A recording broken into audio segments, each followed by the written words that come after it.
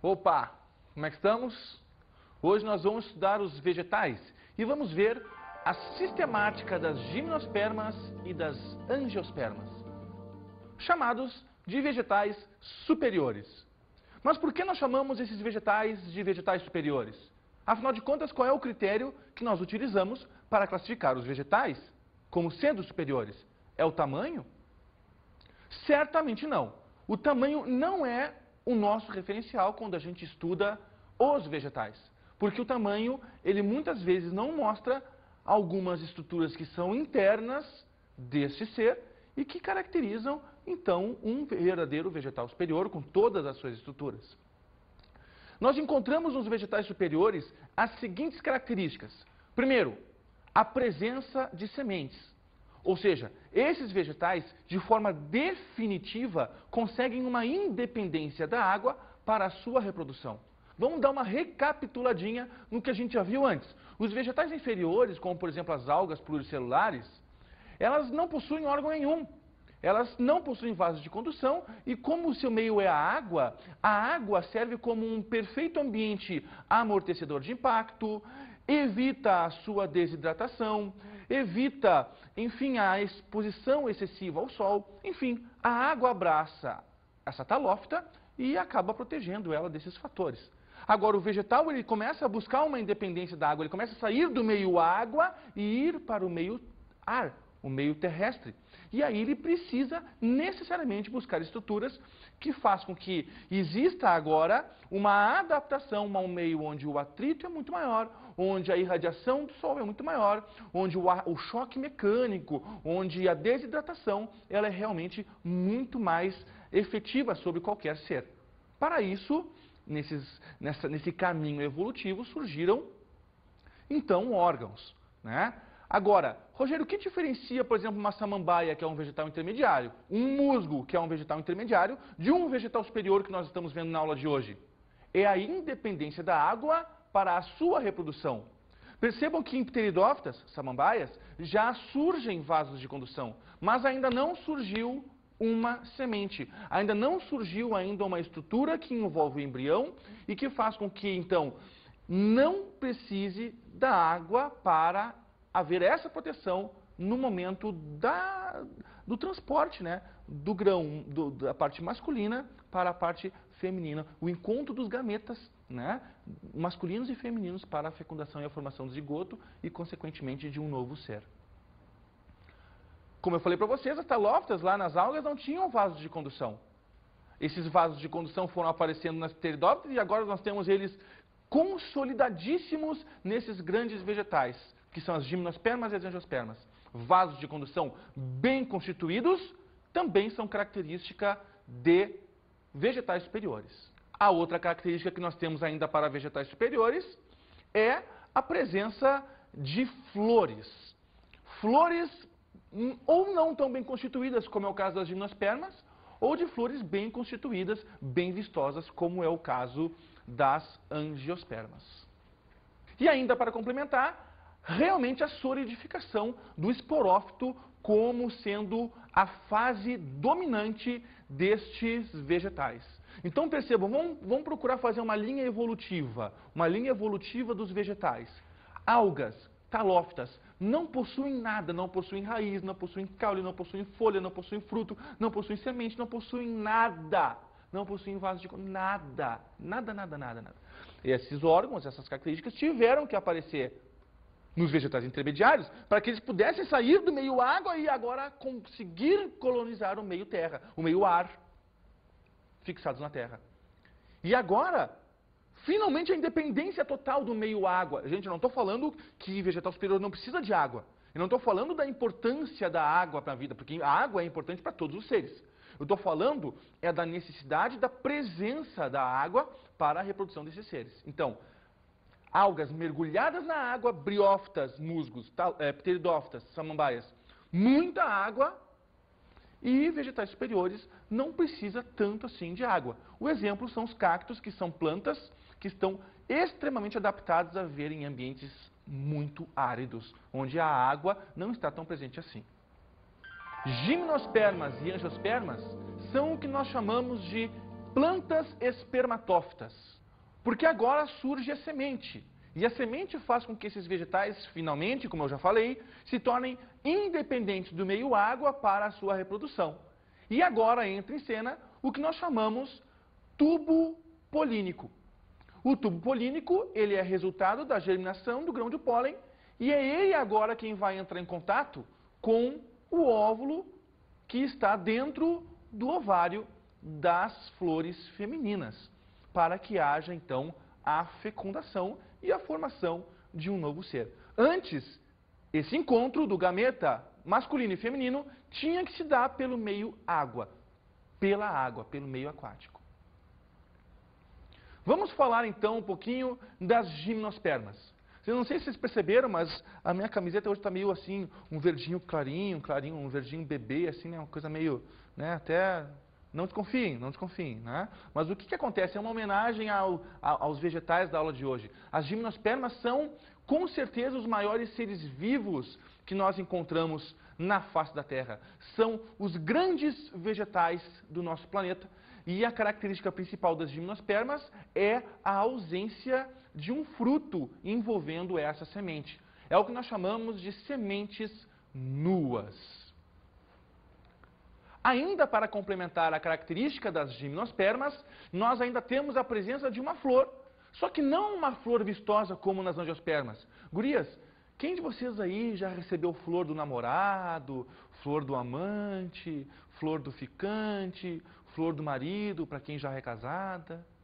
Pois é, né? Bom, se vocês ainda não receberam flores, está na hora de começar a receber, né? Ou então está na hora de trocar o seu namorado. Mas o fato é o seguinte, o fato é que vocês não vão receber flores de gimnospermas dos seus namorados. Porque simplesmente essas flores são flores, o que nós chamamos de flores aperiantadas. O que significa uma flor ser uma flor aperiantada? É aquela flor que não possui cálice e que não possui pétalas.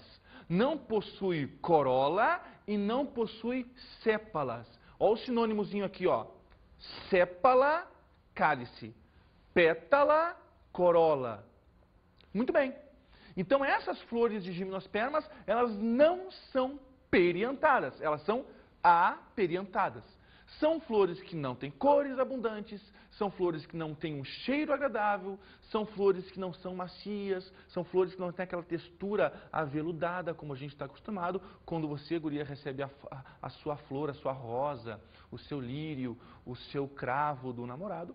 Você percebe que a pétala tem uma cor, tem um formato característico, tem um odor, né? E tudo isso é proporcionado pelas flores das angiospermas, ou seja, gimnospermas não tem isso. E o exemplo de uma flor aperiantada, uma flor de uma gimnosperma, é o que nós chamamos de estróbilo, ou cone, ou pinha. E a gente vê isso nos pinheiros das coníferas.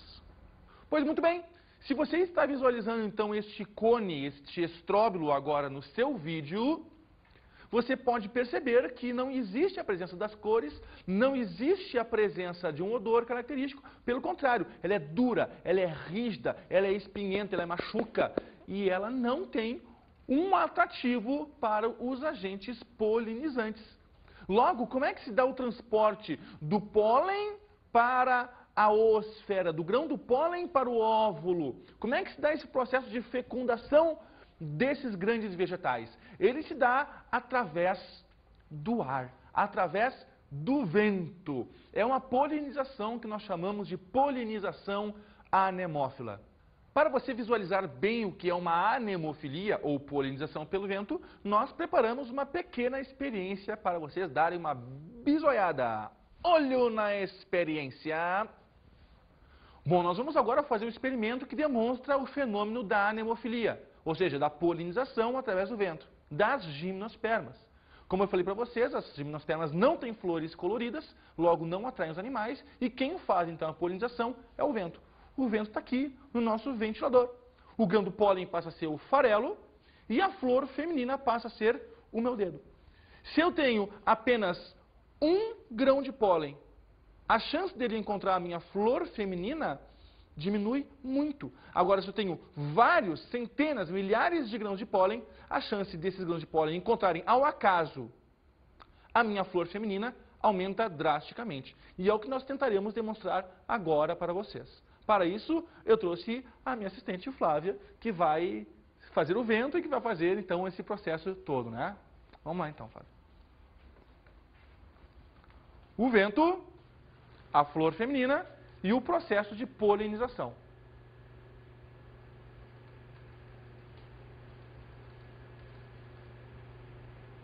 Muito bem. O que vocês podem perceber? Que o vento, ao acaso, né, conseguiu fazer com que vários grãos de pólen chegassem até a minha flor feminina. Se fosse apenas um grãozinho, a chance seria muito remota, porque olha o espaço que a minha flor representa no meio.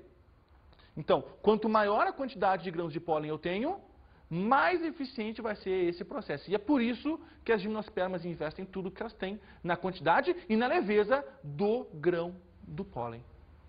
Como você pode perceber, a planta ela investe tudo o que ela tem, todo o seu ATP, toda a sua energia, na quantidade de grãos de pólen, não na especificidade do transporte. Porque o vento não seleciona. O vento ele sopra ao acaso, como você pode perceber. O vento não sopra só para os ricos. O vento não sopra só para quem tem dinheiro. O vento não sopra só para as loiras. Não. O vento sopra para todo mundo. Pobre, rico, loura, morena, ruiva, o que for.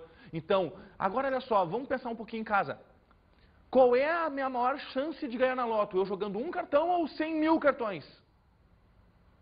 Vocês entenderam a lógica? Quanto mais grão de pólen eu produzo, mais eu aumento a minha chance de que o meu grão do pólen vá cair no cone feminino e que haja a fecundação e a consequente reprodução deste vegetal. Beleza. Quem são, afinal de contas, as gimnospermas, Rogério? As gimnospermas são as sequoias? Dá uma olhadinha aí no seu vídeo. Este pequeno vegetal pode chegar a mais de 100 metros de altura. O outro exemplo que nós temos são os ciprestes. Os ciprestes são muito utilizados para a ornamentação de jardins. Eu conheço um cemitério lá em Porto Alegre que ele é baseado praticamente somente no cipreste. Ele é muito utilizado na época do Natal, enfim, essas coisas todas, né?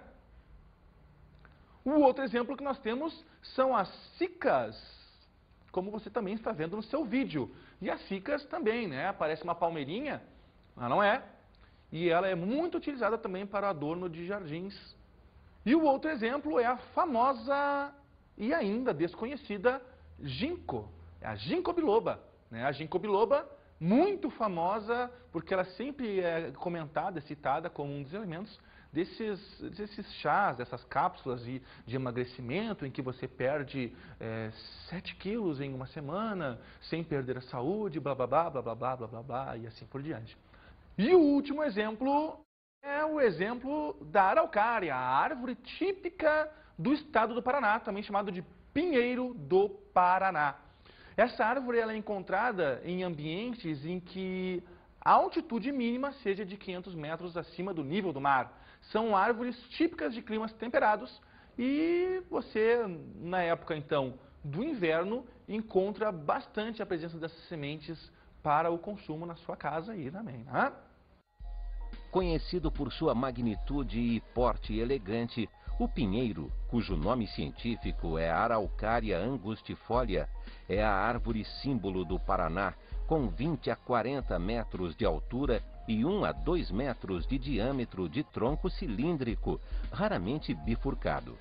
A partir de março começa o amadurecimento das pinhas, cujos pinhões são apreciados pelo homem.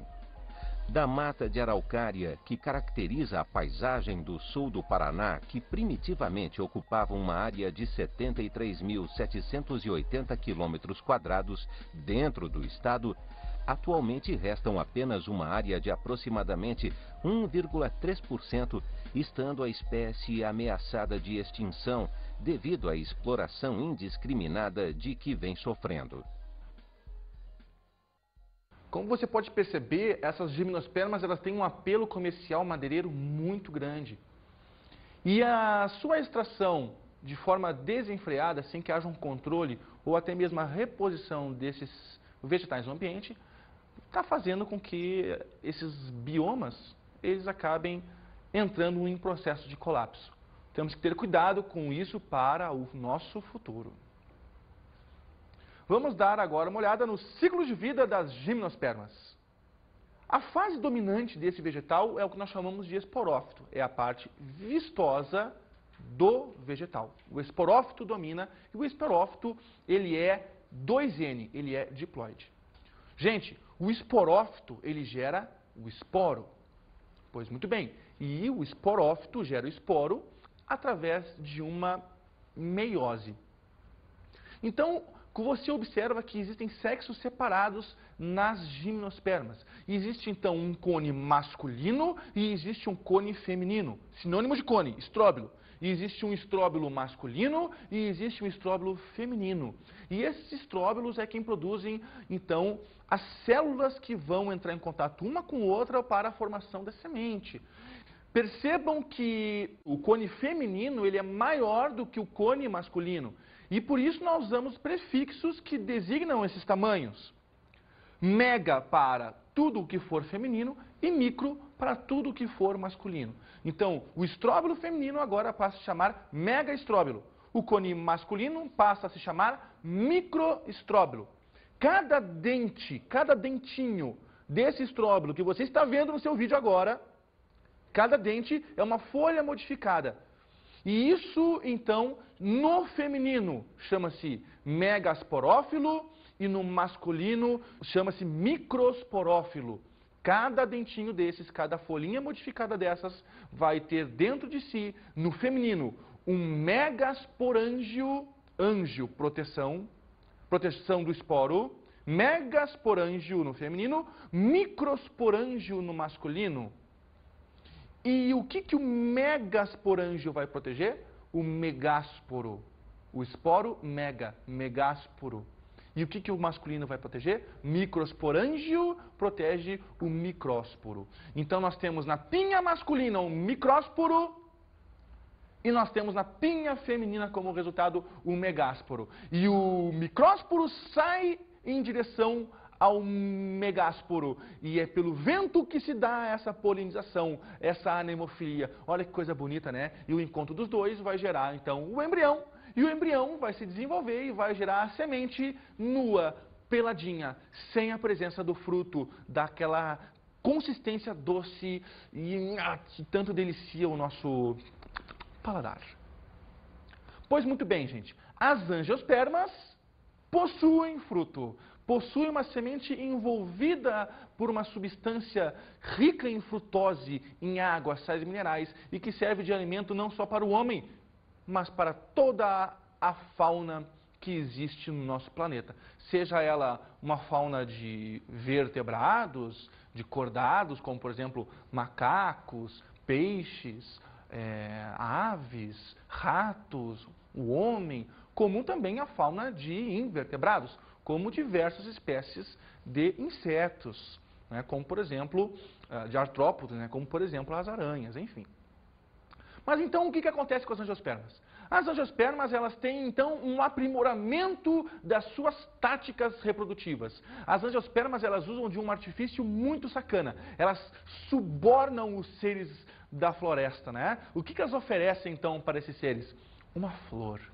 A flor bonita, a flor vistosa, a flor com um cálice, a flor com uma corola, cores chamativas, néctar para os insetos. E os insetos, então, eles estão lá voando. Está lá a abelhinha na floresta voando. Quando, de repente, ao longo ela enxerga uma flor. Por que ela consegue enxergar ao longe essa flor? Porque a flor é colorida, porque a flor é vistosa, porque a flor oferece a ela, um odor característico que vai atrair o inseto, e o inseto vai lá certeiro nela porque sabe que lá ele vai ter o néctar. E ele gosta desse néctar, e a flor fala assim para ele: vem, pega o meu néctar. E a abelhinha vai lá inocentemente e fala: sim, eu quero o seu néctar. E vai lá, eu quero esse néctar. E sem ela perceber, a flor com as suas artimanhas poliniza, enche de grãos de pólen o dorso, o corpo dessa abelhinha. Estou usando a abelhinha como exemplo, mas pode ser outro inseto, viu? E o que acontece? A abelhinha, opa, acabou o néctar dessa flor. E agora o que ela vai? Ela vai desesperada para outra flor, assim como eu estou indo para outra câmara. E aí na outra flor, o que acontece? Na outra flor ela está recebendo o pólen daquela outra flor e a abelhinha inocentemente continua se alimentando. Será que eu fui claro?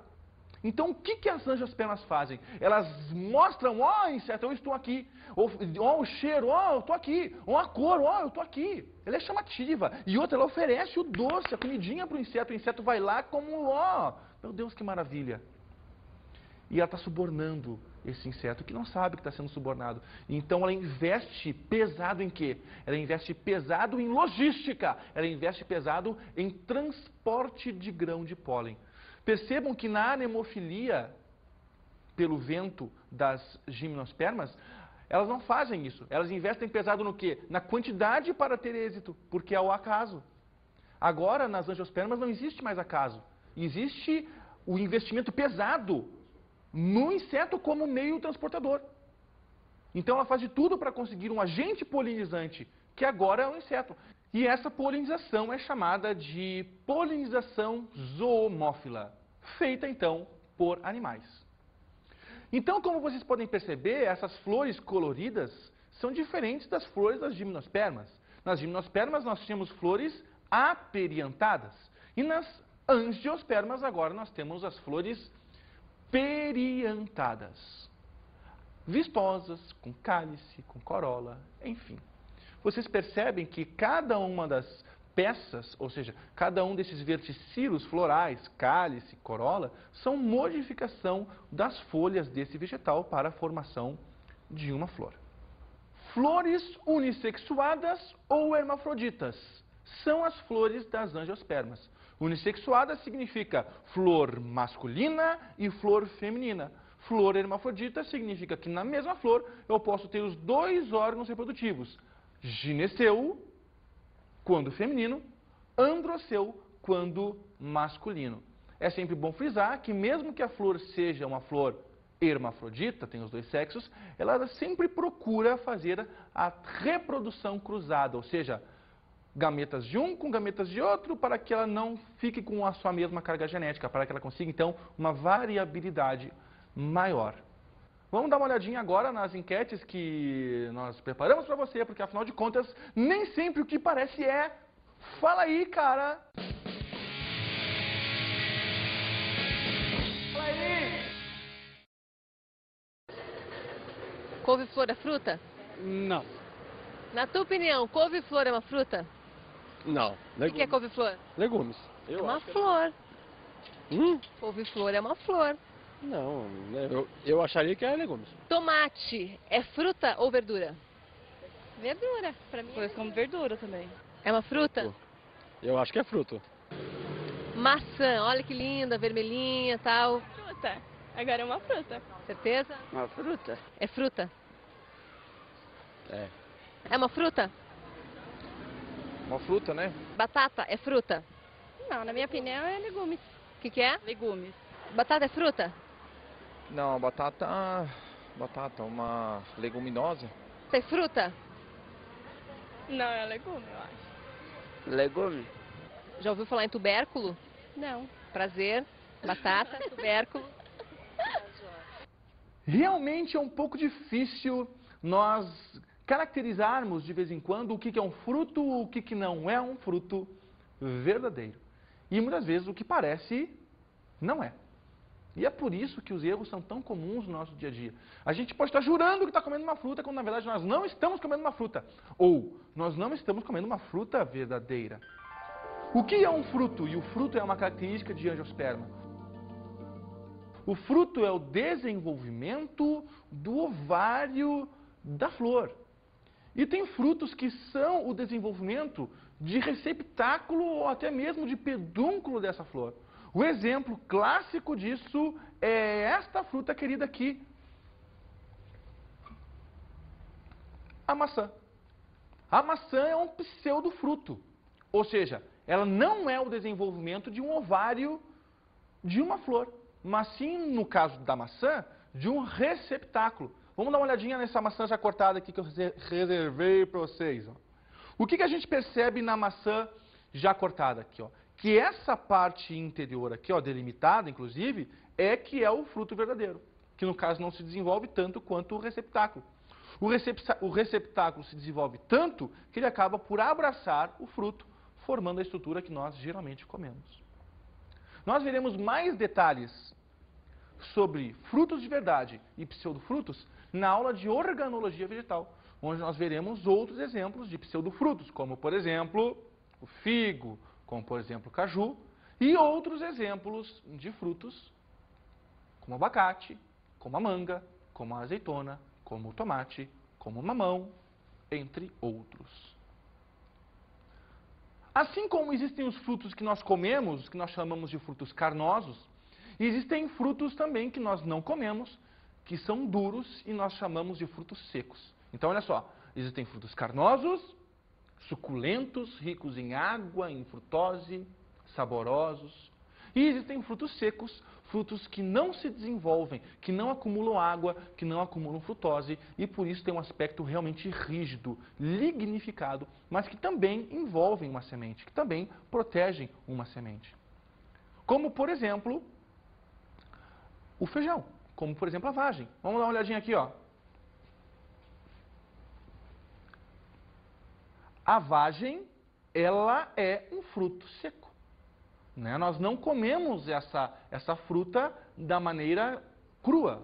Alguns comem, mas a gente sempre cozinha para que ela fique mais solta, para que ela fique mais comestível. Essa fruta aqui, ela envolve dentro dela um conjunto de sementes, como você pode ver. Porém, essa estrutura que envolve a semente, que nós chamamos popularmente de fruto, ela não se desenvolve. Então, este é um exemplo de fruto seco. Assim como um outro exemplo de fruto seco é o milho. Queridos amigos, isso aqui não é um fruto todo. O fruto é cada um dos grãozinhos que nós estamos acostumados a comer.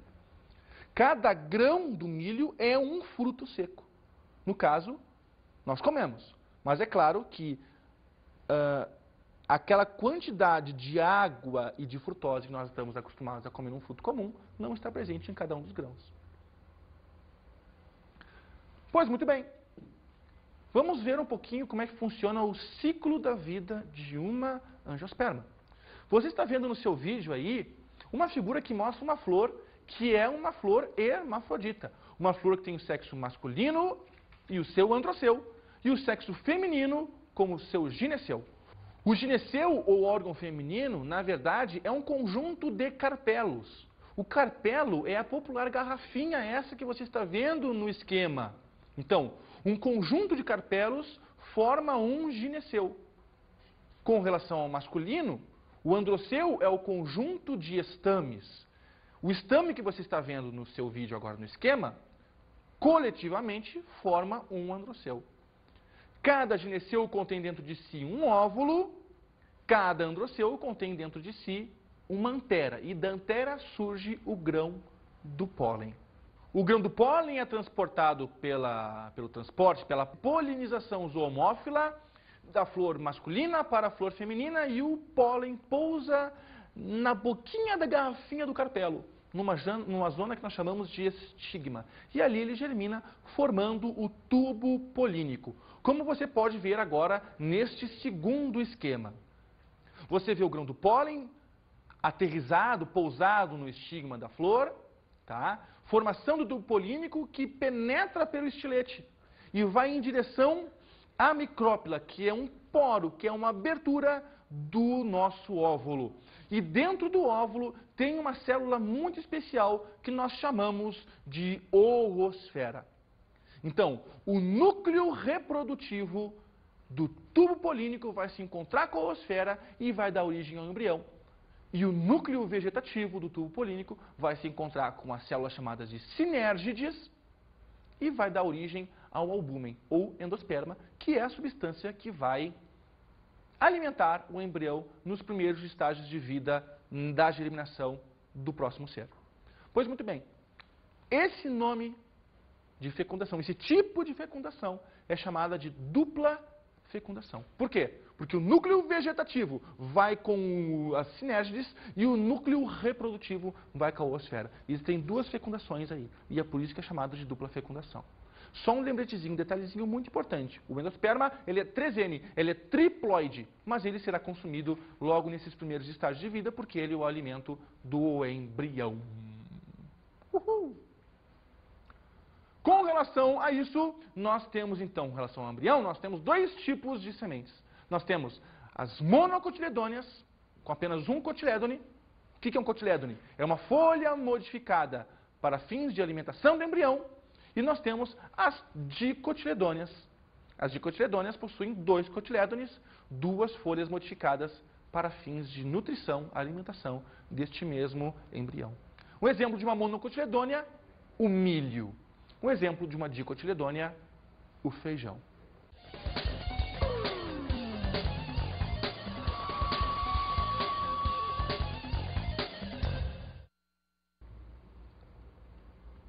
Na dica de estudo de hoje, você terá uma saborosa experiência. Você quer ver se uma planta é dicotiledônea ou monocotiledônea? Pega a semente, bota no algodãozinho, aquela famosa experiência do algodãozinho, e bota para germinar para ver o que acontece.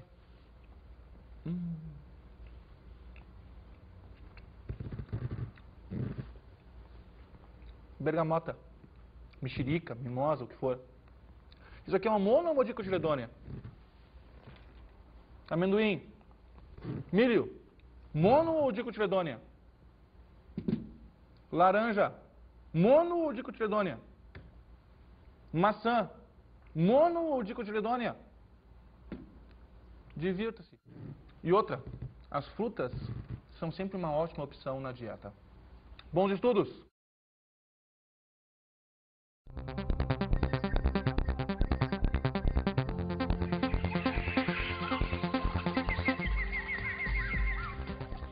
Na aula de hoje estudamos a sistemática dos gimnospermas e das angiospermas. A diferença entre gimnospermas com flores aperiantadas e as angiospermas com flores periantadas, cálice e corolas bem vistosas. Vimos as gimnospermas e angiospermas espermatófitas. E a independência agora da reprodução do meio aquático e a formação nas duas de um tubo polínico. E analisamos os frutos. O que é um fruto seco e o que é um fruto carnoso. Bons estudos!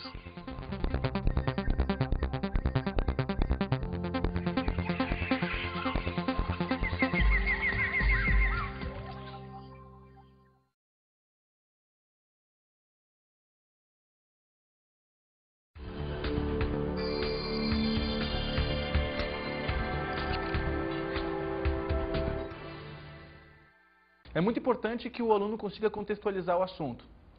Gimnospermas, polinização pelo vento, o porquê que o corpo do gimnosperma é assim, as coníferas, procurar associar o formato do corpo com o ambiente que eles vivem, a taiga. Nas angiospermas, aonde eles vivem no planeta, nos trópicos. Por que que os angiospermas estão nos trópicos? Temperatura, a presença de insetos. Diferenças morfológicas de folha, de gímenos e de angiospermas. É sempre legal tu levar alguns exemplares para a sala de aula para que o aluno consiga fazer a associação correta do porquê da classificação e da diferença entre cada um deles. Obviamente também a diferença entre a presença do fruto nas angiospermas e a ausência do fruto nas gimnospermas. Com isso eu espero que vocês tenham um ótimo trabalho aí na sala de aula. Até mais.